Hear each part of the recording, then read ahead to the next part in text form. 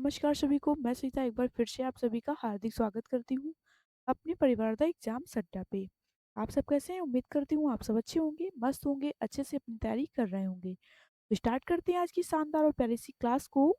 तो पहला क्वेश्चन है आज का, जोजिला दर्रा किस राज्य में स्थित है? Option A Himachal Pradesh, option B Uttarakhand, option D हो जाएगा जम्मू कश्मीर, ऑप्शन डी सिक्किम। तो आपको इन चार विकल्प में से राइट आंसर बताना है। जोजिला दर्रा किस राज्य में स्थित है? तो ये स्थित है जम्मू कश्मीर में। ऑप्शन सी राइट आंसर हो जाएगा। तो बात करते हैं जोजिला दर्रा की, तो ये दर्रा समुद्र तल से 3528 मीटर की ऊंचाई पर स्थित है।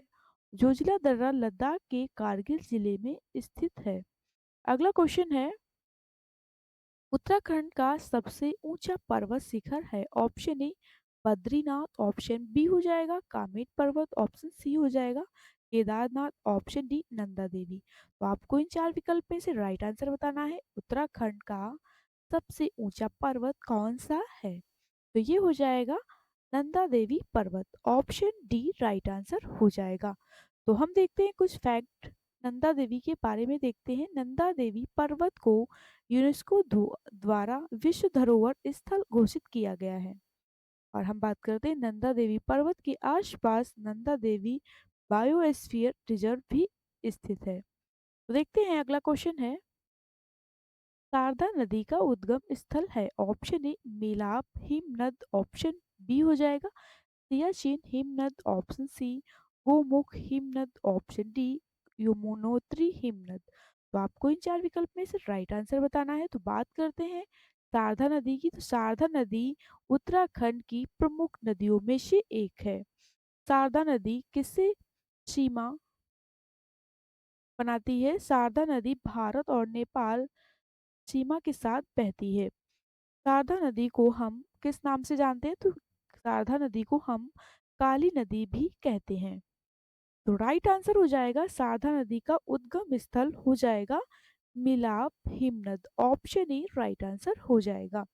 तो देखते हैं अगला क्वेश्चन है, गारो खासी तथा जयंतिया जनजातियां किस राज्य में निवास करती हैं? ऑप्शन ए मिजोरम में, option B Assam, option C Manipur, option D Meghalaya. तो आपको इन चार विकल्प में से राइट आंसर बताना है। गारो खासी तथा जयंतिया जनजाति किस राज्य में निवास करती हैं? तो ये निवास करती हैं मेघालय में। ऑप्शन डी राइट आंसर हो जाएगा। तो हम देखते हैं मेघालय के बारे में कुछ इंपॉर्टेंट फैक्ट। मेघालय पूर्वोत्तर भारत का एक राज्य है और मेघालय का गठन हुआ था 1972 ईस्वी में। मेघालय की कैपिटल हो जाएगी शिलोंग। मेघालय को हम घर को पूर्व का स्कॉटलैंड के नाम से जाना जाता है। तो देखते हैं अगला क्वेश्चन है, कौन सी नहर बाल्टिक सागर को उत्तरी सागर से मिलती है? ऑप्शन ए पनामा नहर, ऑप्शन बी स्वेज नहर, ऑप्शन सी कील नहर, ऑप्शन डी हो जाएगा शू नहर। तो आपको इन चार ऑप्शन में से राइट आंसर बताना है। बाल्टिक सागर को उत्तरी सागर से मिलाती है कौन सी नहर? तो ये हो जाएगी कील नहर। ऑप्शन सी राइट आंसर हो जाएगा।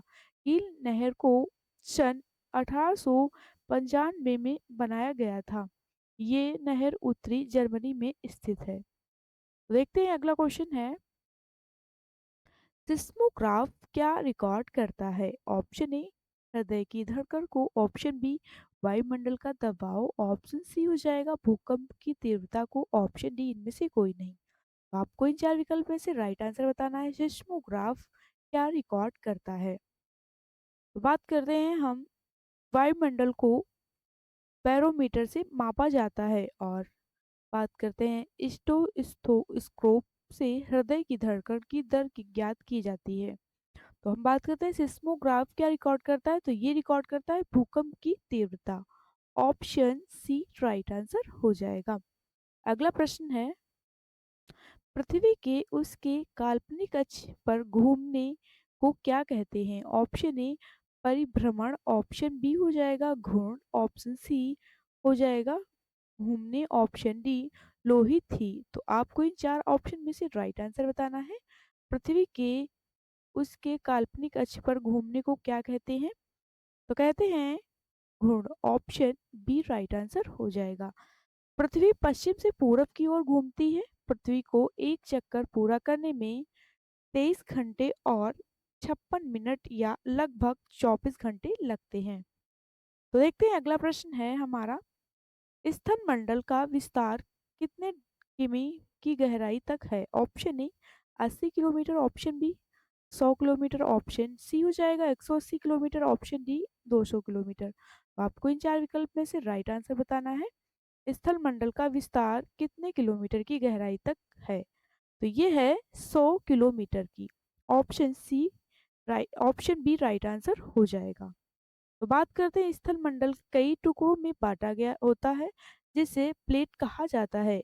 पहाड़ों का विस्तार स्थल मंडल के कुल क्षेत्रफल के लगभग 26 से 27% हिस्से में है। तो देखते हैं अगला प्रश्न है, महासागरीय सतह पर निर्माण किस प्रकार की चट्टानों से हुआ है? Option A granite, option B परतदार, ऑप्शन सी हो जाएगा बेसाल्ट, ऑप्शन डी हो जाएगा इनमें से कोई नहीं। तो आपको इन चार ऑप्शन में से राइट आंसर बताना है। महासागरीय सतह का निर्माण किस प्रकार की चट्टानों से हुआ है?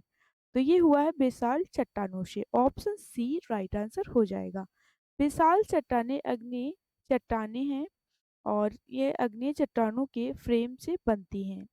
तो देखते हैं अगला क्वेश्चन है, दक्षिण अमेरिका महाद्वीप का सर्वोच्च पर्वत शिखर है। Option A Mount McKinley, option B हो जाएगा Mount Elbrus, option C Mount Aconcagua, option D इनमें से कोई नहीं। तो आपको इन चार ऑप्शन में से राइट आंसर बताना है। दक्षिण अमेरिका महाद्वीप का सर्वोच्च पर्वत शिखर कौन सा है? तो ये हो जाएगा Mount Aconcagua, option C right answer हो जाएगा। तो बात करते हैं माउंट इकांगुआ की, तो इसकी ऊंचाई हो जाएगी 6,706 मीटर से ज्यादा और ये दक्षिण अमेरिका महाद्वीप का सबसे ऊंचा पर्वत है। तो देखते हैं अगला क्वेश्चन है, ग्रीनविच किस देश में है? Option A USA, option B UK, option C Bharat, option D Holland. तो आपको इन चार ऑप्शन में से राइट आंसर बताना है। ग्रीनविच किस देश में स्थित है? तो ये हो जाएगी यूके में। ऑप्शन बी राइट आंसर हो जाएगा। तो बात करते हैं ग्रीनविच, ग्रीनविच यूएसए में स्थित है। ग्रीनविच यानी कि 0 डिग्री देशांतर पर स्थित है। तो देखते हैं अगला प्रश्न है, वायुमंडल का सर्वोच्च स्थायी तत्व है। Option A nitrogen, option B oxygen, option C हो जाएगा CO2, ऑप्शन डी जल वाष्प। तो आपको इन चार ऑप्शन में से राइट आंसर बताना है। वायुमंडल का सर्वोच्च स्थायी तत्व कौन सा है? तो ये हो जाएगा जल वाष्प, ऑप्शन डी राइट आंसर हो जाएगा। वायुमंडल गैसों से बना एक पतला आवरण है जो पृथ्वी की सतह से लगभग 1600 किलोमीटर ऊंचाई तक फैला हुआ है। स्ट्रेटोस्फीयर वायुमंडल की सबसे ऊपरी परत है। तो बात करते हैं अगले क्वेश्चन की ओर। अगला क्वेश्चन है, पृथ्वी पर समुद्र तल से अपेक्षाकृत नीची भूमि है। ऑप्शन ए मृत सागर, ऑप्शन बी कैस्पियन सागर, option C Baikal, option D मृत सागर। तो आपको इन चार विकल्प में से राइट आंसर बताना है। राइट आंसर हो जाएगा आप लोगों का ए और डी दोनों, मृत सागर। तो बात करते हैं मृत सागर की, तो मृत सागर को समुद्र कहा जाता है और ये मध्य पूर्वी देश जॉर्डन में स्थित है। मृत सागर की तली समुद्र तल से करीब 2500 फुट नीचे है। तो देखते हैं अगला प्रश्न है, ग्रेट बैरियर रीफ किस देश में स्थित है? Option A England, option B Canada, option C Australia, option D Brazil. तो आपको इन चार विकल्प में से राइट आंसर बताना है। ग्रेट बैरियर रीफ किस देश में स्थित है? तो ये स्थित है कनाडा में। ऑप्शन बी राइट आंसर हो जाएगा। ये झील कनाडा के बैरियल जंगल में है। कनाडा उत्तरी अमेरिका का एक देश है। तो देखते हैं अगला प्रश्न है, तुर्की के उत्तर में है। ऑप्शन ए काला सागर, ऑप्शन बी लाल सागर, ऑप्शन सी हो जाएगा कैस्पियन सागर, ऑप्शन डी भूमध्य सागर। तो आपको इन चार विकल्प में से राइट आंसर बताना है। तुर्की के उत्तर में कौन सा सागर स्थित है? तो ये स्थित है काला सागर, ऑप्शन ए राइट आंसर हो जाएगा। तो देखते हैं तुर्की के बारे में। तुर्की के तीन तरफ समुद्र से घिरा हुआ है। दक्षिण में भूमध्य सागर, पश्चिम में अटलांटिक सागर, उत्तर में बाल्टिक सागर स्थित है। अगला प्रश्न है, विश्व का सबसे बड़ा महासागर है? ऑप्शन ए प्रशांत महासागर, ऑप्शन बी हिंद महासागर, ऑप्शन सी हो जाएगा अटलांटिक महासागर, ऑप्शन डी अकार्टिक महासागर। तो आपको इन चार विकल्प में से राइट आंसर बताना है। विश्व का सबसे बड़ा महासागर कौन सा है? तो ये हो जाएगा प्रशांत महासागर। ऑप्शन ए वाले बच्चे बिल्कुल करेक्ट हो जाएंगे। तो ये उत्तरी ध्रुव से दक्षिणी में दक्षिणी महासागर तक फैला हुआ है और इसकी औसत गहराई 4280 मीटर है। तो चलते हैं अगले क्वेश्चन की ओर। अगला क्वेश्चन है, 10 डिग्री चैनल पृथक करता है? ऑप्शन ए श्रीलंका और भारत, ऑप्शन बी अंडमान और निकोबार, ऑप्शन सी लक्षद्वीप और मालदीव, ऑप्शन डी अंडमान को और म्यांमार को। तो आपको इन चार विकल्प में से राइट आंसर बताना है। 10 डिग्री चैनल पृथक करता है किसको? तो ये होता है अंडमान और निकोबार को पृथक करता है। ऑप्शन बी राइट आंसर हो जाएगा। तो बात करते हैं निकोबार द्वीप समूह की। तो इसकी चौड़ाई 150 किलोमीटर है। बंगाल की खाड़ी को अंडमान सागर से जोड़ता है। पोर्ट ब्लेयर अंडमान और निकोबार द्वीप समूह की कैपिटल है।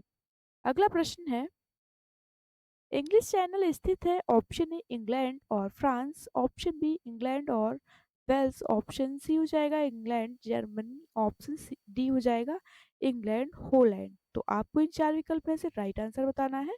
इंग्लिश चैनल स्थित है, तो ये स्थित है इंग्लैंड और फ्रांस के बीच। ऑप्शन ए राइट आंसर हो जाएगा। ये अटलांटिक महासागर की एक शाखा है।